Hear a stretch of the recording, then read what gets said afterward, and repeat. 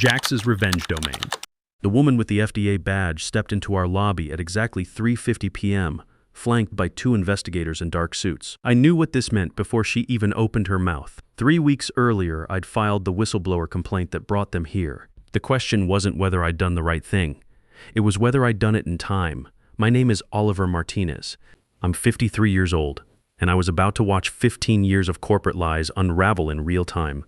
But let me back up and tell you how we got here. That morning started like any other Wednesday in late October. I was at my desk by 7:30 a.m., going through temperature logs from our frozen storage units, when the calendar notification popped up on my screen. Subject line: Career Development Conversation. Location: Executive Conference Room. Attendees: Pierce Anderson, CEO, Avery Moore, HR Director, me. I stared at that notification for about 45 seconds before the meaning hit me. In my 15 years working at Apex Food Distribution, I'd watched this exact sequence play out maybe 8 times. The vague meeting title, the closed-door location, the HR presence. It was the corporate equivalent of reading your own obituary. My official title is Senior Food Safety Compliance Director, which is the kind of job that makes people's eyes glaze over at barbecues. I verify that our frozen food shipments meet USDA temperature standards, track HACCP, critical control points per FDA requirements. I make sure our cold storage certifications stay current with food safety guidelines. I ensure the documentation we submit to government agencies actually reflects reality, not some fantasy version management prefers. It's not glamorous work. No corner office, no company car. But it's also the kind of work that keeps a food distributor from losing their license when someone with a badge shows up asking uncomfortable questions about Listeria contamination in your distribution chain. See, I learned a thing or two about standards during my 8 years in the Coast Guard and 12 years as an FDA field inspector. Chain of command, following protocols, understanding that when you sign your name to something, your word is your bond. These aren't just nice ideas.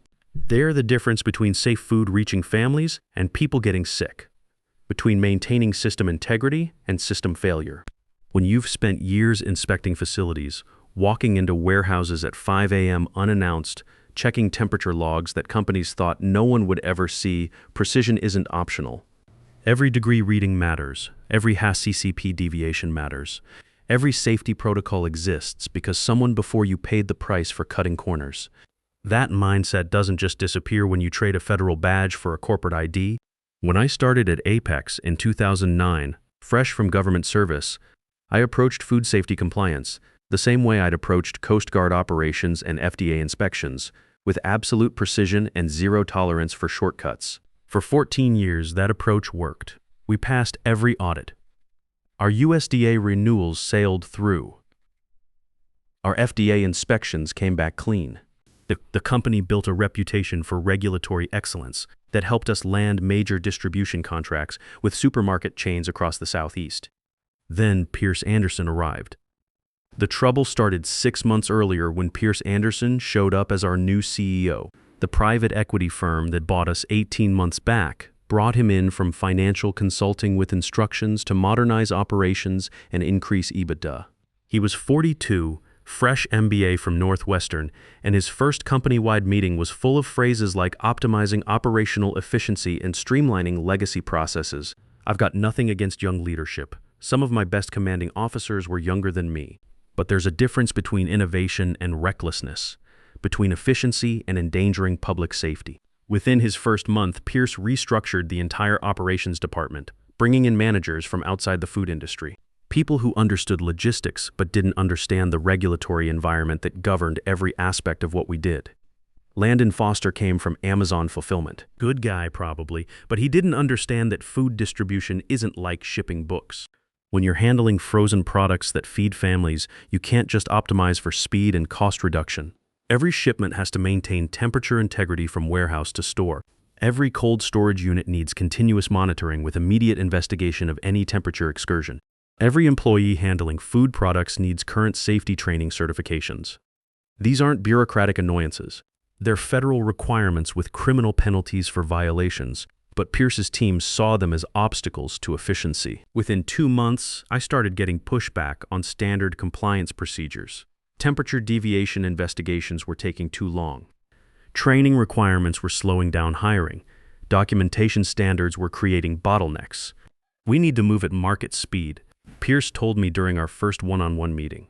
The PE firm didn't invest in us to maintain the status quo. They want growth, and growth requires operational flexibility. I tried explaining that food safety compliance isn't flexible.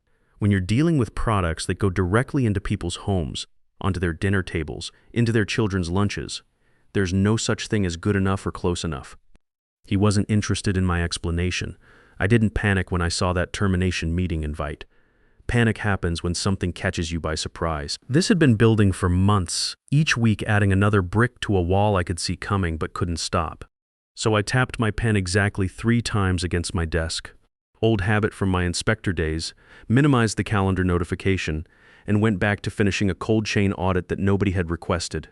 After 15 years, muscle memory doesn't care if the people upstairs have decided you're disposable. The work continues because that's what professionals do. But here's what Pierce Anderson didn't know. 3 weeks earlier, after documenting violation after violation, falsification after falsification, I'd made a decision. I wasn't going to wait around hoping someone else would notice what was happening. I'd filed a comprehensive whistleblower complaint with the FDA's Office of Criminal Investigations. I'd learned from my mistake in 2003. Back when I was still an FDA inspector, I'd let what seemed like a minor violation slide at a processing plant in Georgia. Figured it was borderline. The company seemed to be trying, no need to hammer them over a technicality. 2 weeks later, 2 elderly people were hospitalized with salmonella from products that plant had processed. That minor violation had been a critical control point failure I should have flagged immediately. I swore that day I'd never let close enough be good enough again when people's safety was on the line. So when Pierce's crew started playing games with food safety compliance, I documented everything and took it directly to federal authorities. I wasn't going to make the same mistake twice. The first warning sign came in July when we were preparing for a routine USDA inspection of our cold storage facilities. Part of the prep involved verifying that our temperature monitoring logs were complete and accurate. We store products that require specific ranges between 0 and 5 degrees Fahrenheit. If those ranges get violated for more than 30 minutes, we're looking at potential bacterial growth and contaminated product entering the food supply. I found 14 instances over the previous quarter where temperature alarms had been triggered but not properly investigated. Each alarm indicated a potential excursion outside the safe range.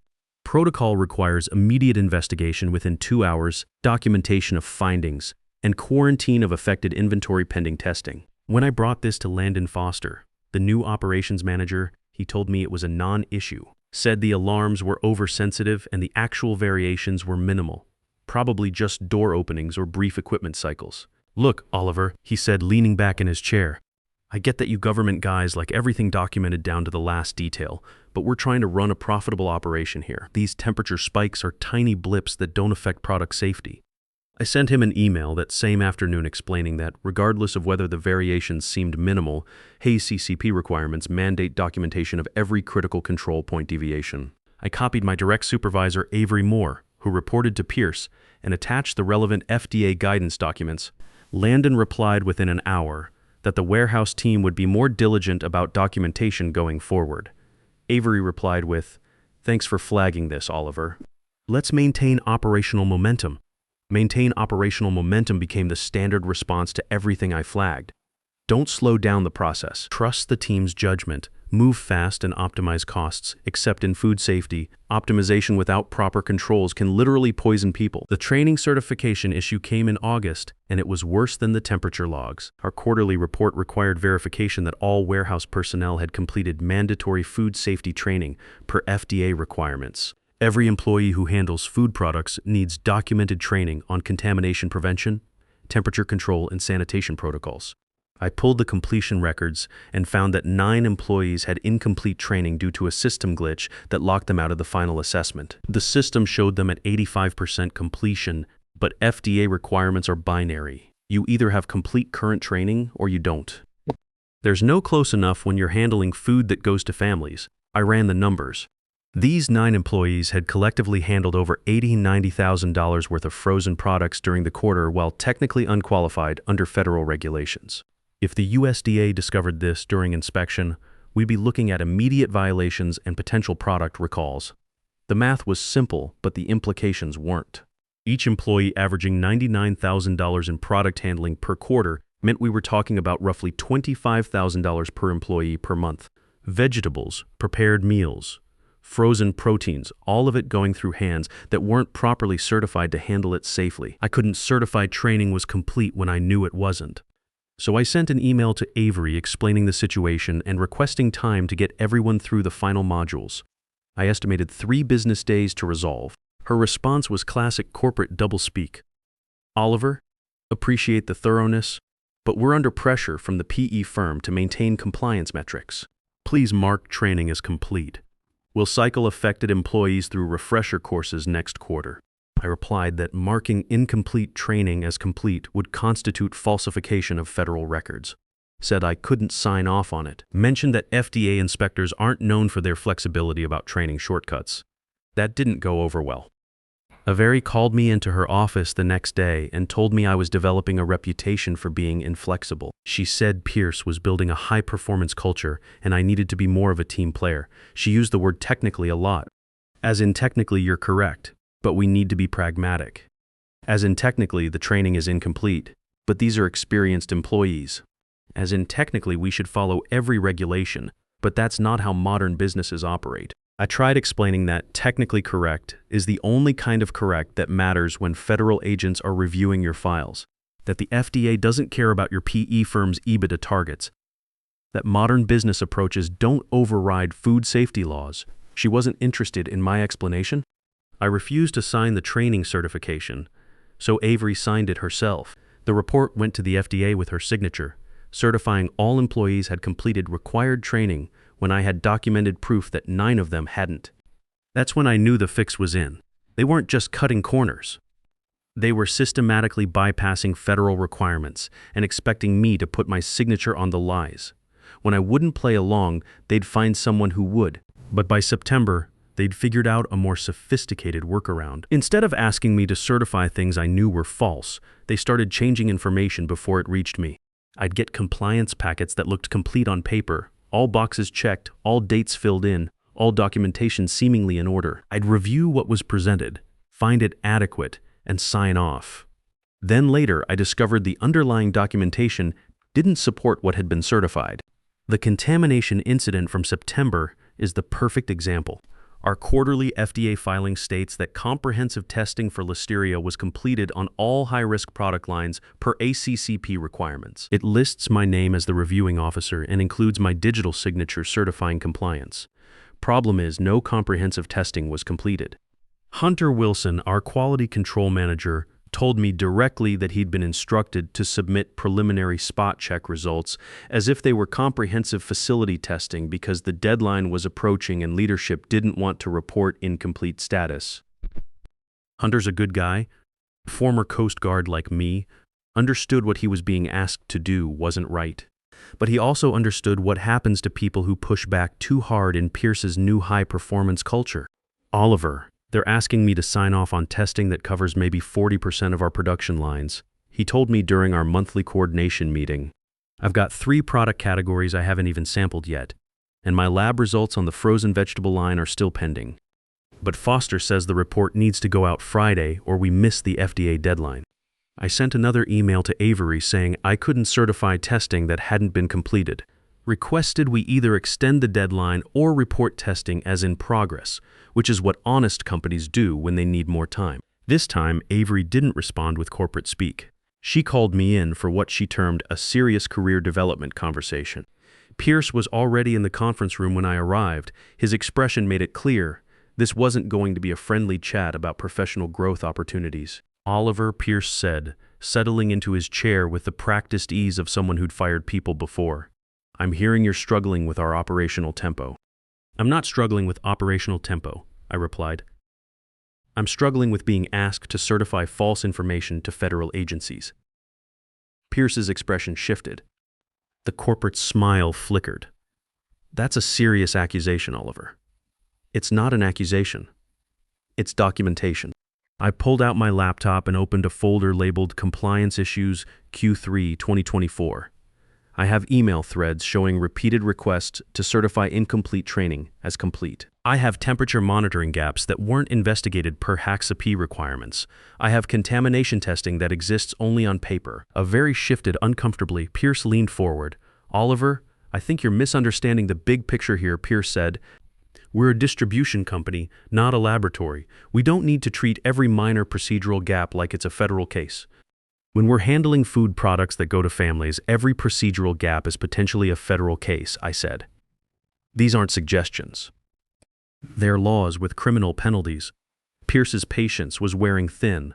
Look, I brought you in here to discuss your future with this company. Your resistance to process improvements is becoming a problem. We need team players who can adapt to a fast-moving environment, not people who want to debate every decision.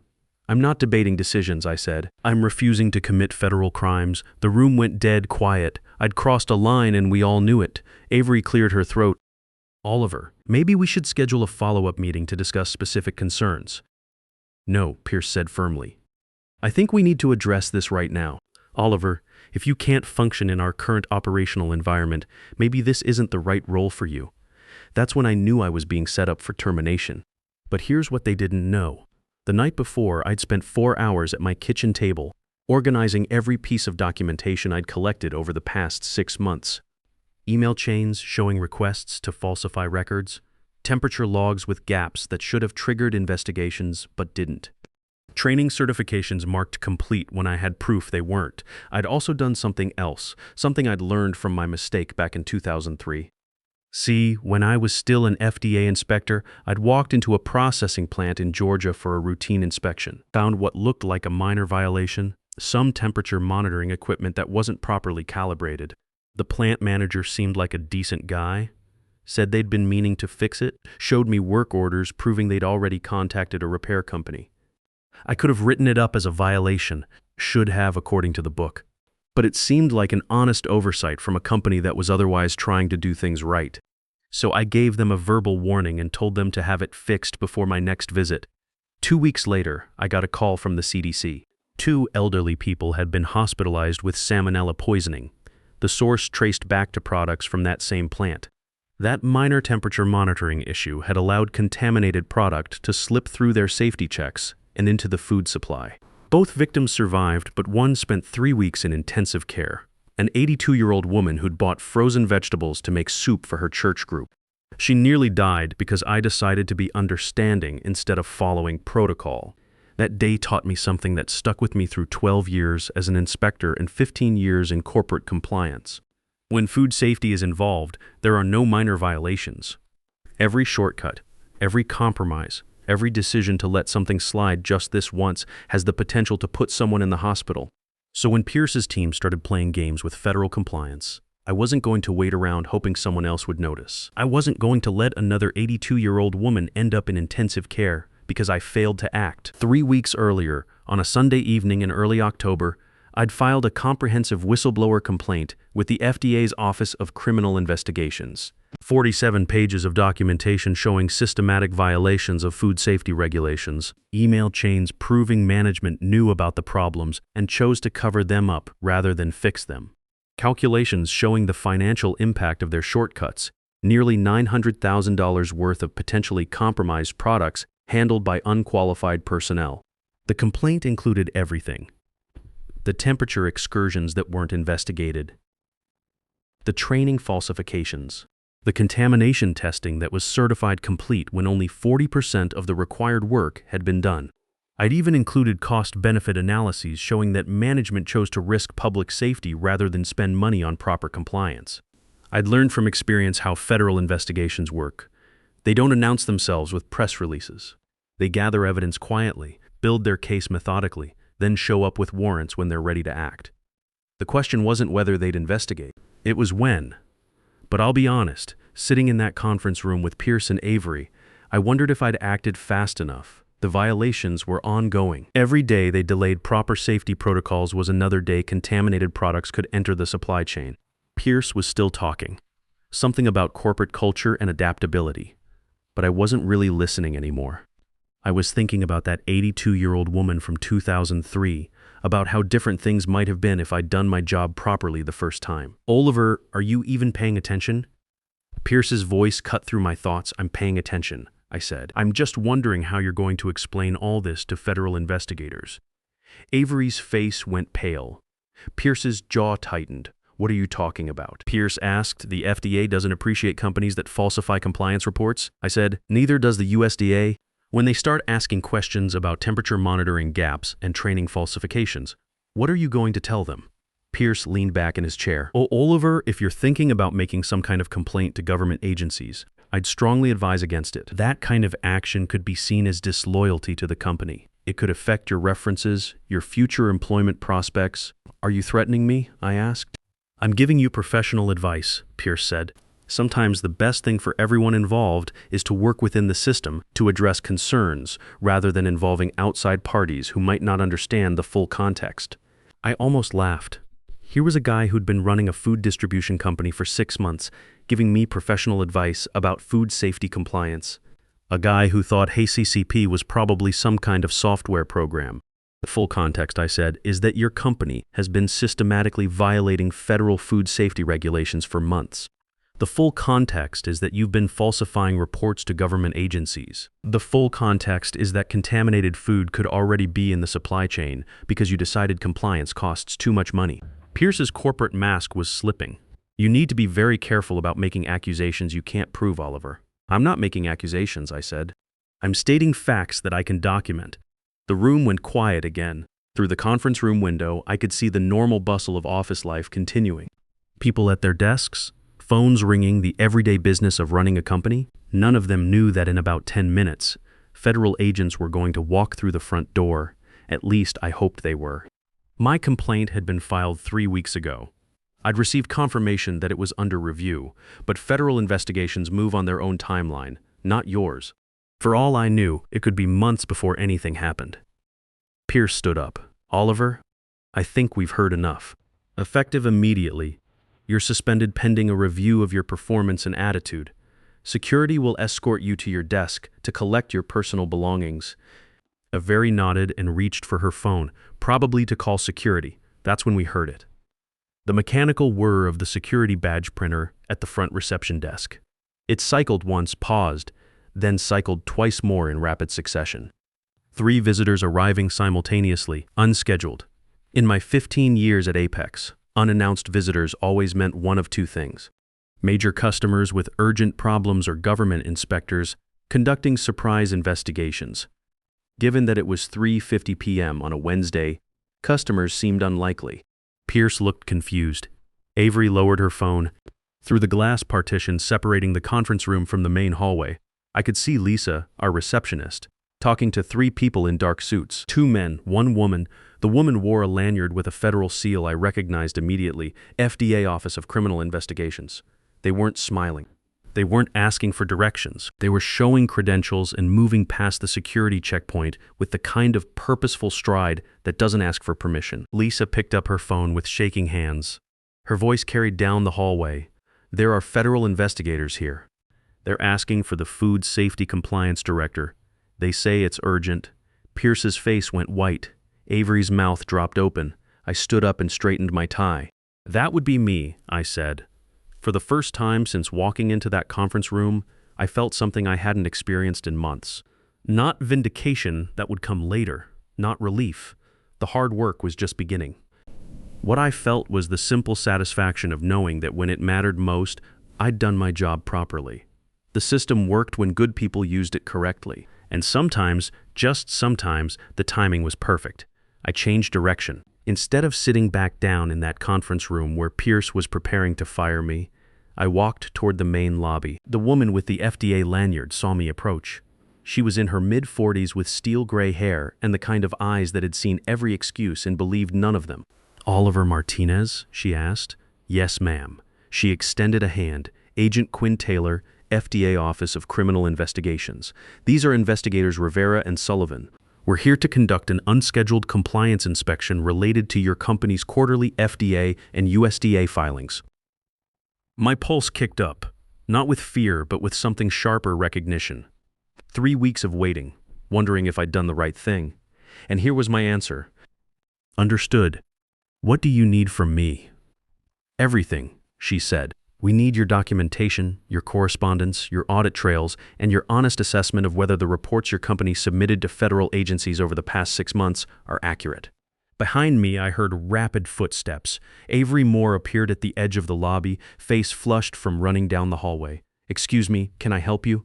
We weren't notified of any inspection today. Agent Taylor turned to her with an expression that could freeze our entire cold storage facility. Federal inspections under Title 21 don't require advance notification. We're here under statutory authority to examine compliance records. Your cooperation is mandatory, not optional. Avery's mouth opened and closed, like she was trying to remember her corporate training for this exact situation. But nobody had written a playbook for federal agents showing up 10 minutes before you fire your compliance director. I need to notify our CEO, she managed. You do that, Taylor said. In the meantime, we'll be speaking with Mr. Martinez. I assume there's a private space available? Conference room 3, I said. Down this hall, second door on the left. Taylor nodded. Lead the way. Conference room 3 was small, windowless, equipped with a table that could seat 6 people uncomfortably. Taylor took the head of the table. The 2 investigators sat on either side. I sat across from them and opened my laptop. For the next hour, I walked them through everything. The temperature alarms that went undocumented, the training that was falsified, the contamination testing that existed only on paper. For each violation, I pulled up documentation, the emails where I'd raised concerns, the responses I'd received, the proof that my version of events was accurate. Mr. Martinez, Taylor said, when I finished, what you've shown us constitutes evidence of multiple federal violations. If this documentation is accurate, your company is facing significant legal and financial consequences. I understand. I also want to be clear about your status. You are not a target of this investigation. Based on what you've shown us, you attempted to prevent these violations and were overruled by management. What about my job? I was about to be suspended when you arrived. Taylor's expression hardened.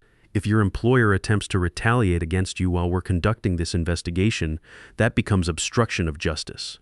That's a separate federal offense with its own penalties. There was a sharp knock on the conference room door. Through the small window, I saw Pierce Anderson standing in the hallway, arms crossed, jaw set like he was about to negotiate a business deal instead of talking to federal investigators. Taylor opened the door. I'm Pierce Anderson, CEO of Apex Food Distribution, Pierce said. I'd like to know why federal agents are in my building conducting interviews without notifying executive leadership. We don't require permission to conduct compliance investigations, Taylor said. We're operating under statutory authority. Your cooperation is mandatory. Pierce tried to maintain his corporate composure. I had a meeting scheduled for 4 p.m. Cancel it, Taylor said. Then she closed the door. The investigation took 6 months. 6 months of federal agents crawling through every filing we'd submitted, every process we'd certified, every claim we'd made. My documentation became the roadmap for their investigation, proof that the violations weren't accidents or oversights, but deliberate decisions made by people who prioritized profits over public safety. During those 6 months, I kept working. Pierce couldn't fire me, not with federal investigators using my desk as their unofficial headquarters. But he could make things uncomfortable. Meetings I wasn't invited to, decisions made without consulting the compliance department. A steady campaign of isolation designed to make me quit. I didn't quit. I'd been through worse in the Coast Guard and during my inspector days. Besides, I had work to do. Agent Taylor and her team needed someone who understood the technical details of food safety regulations, someone who could translate corporate doublespeak into plain English for prosecutors. The Department of Justice filed criminal charges against Pierce Anderson for conspiracy to defraud the United States, making false statements to federal agencies, and endangering public health. Avery Moore and Landon Foster faced similar charges. If convicted, they each faced up to 8 years in federal prison. Pierce hired expensive lawyers who argued that the violations were minor technical infractions blown out of proportion by a disgruntled employee. The prosecutors had a different view. They presented evidence showing that Pierce's cost-cutting measures had systematically undermined safety protocols designed to protect public health. The case never went to trial. Faced with overwhelming evidence, all 3 defendants accepted plea agreements. Pierce got 18 months in federal prison plus 2 years supervised release. Avery and Landon got 8 months each in substantial fines. Apex Food Distribution paid $1.2 million in fines plus enhanced monitoring requirements for the next 5 years. The PE firm that owned us decided we were more trouble than we were worth and sold the company 3 months after the investigation concluded. They took a significant loss on their investment. The new owners brought in Brooke Evans as CEO. She'd spent 25 years in food safety compliance and had zero patience for corner cutting. One of her first decisions was promoting me to Director of Food Safety Operations with full authority over all compliance decisions, a 28% salary increase, and a team of 4 people who understood that food safety isn't negotiable. 8 months after the investigation concluded, I was invited to testify before a House subcommittee on food safety. The hearing room was packed with industry representatives, consumer advocates, and family members who'd been affected by foodborne illness outbreaks. I told them about the temperature excursions that weren't investigated, the training that was falsified, the testing that existed only on paper. I explained how corporate pressure to cut costs had systematically undermined safety protocols. But mostly I talked about the 82-year-old woman from 2003 and how that experience had taught me that there are no minor violations when people's health is at stake. 10 months later, I was named Compliance Professional of the Year by the National Food Safety Association. The award came with speaking opportunities at industry conferences about corporate accountability and the importance of whistleblower protections. But the recognition that meant the most came from an unexpected source. Hunter Wilson, the quality control manager who'd been pressured to certify incomplete testing, pulled me aside after one of our monthly meetings. "Oliver," he said, "I wanted you to know that I sleep better now. For the first time in months, I don't go home wondering if something I signed off on is going to make somebody sick." That's when I knew we'd accomplished something important, not just the fines and prison sentences, though those sent a message. Not just the industry recognition, though that helped spread awareness about compliance issues. We'd created an environment where people could do their jobs properly without fear of retaliation, where safety protocols were followed because they were right, not because someone was watching, where the system worked the way it was supposed to work. I still think about that 82-year-old woman from 2003 sometimes. She's probably in her 90s now, assuming she's still alive. I never met her, never knew her name, but she shaped every decision I made during those 6 months when Pierce Anderson's crew was trying to turn food safety compliance into a cost-cutting exercise. Because here's what I learned during those months of investigation and testimony. When you stand up for what's right, you might stand alone for a while. The system isn't perfect, and it doesn't always move as fast as you'd like. But when you use it properly, when you document everything and follow the rules and refuse to compromise on things that matter, it has a way of backing you up. In business, as in government service, mission success depends on everyone doing their job with precision and honesty. Because when the stakes involve public safety, there's no substitute for getting it right the first time. And sometimes, if you're lucky, you get the chance to make sure it stays that way.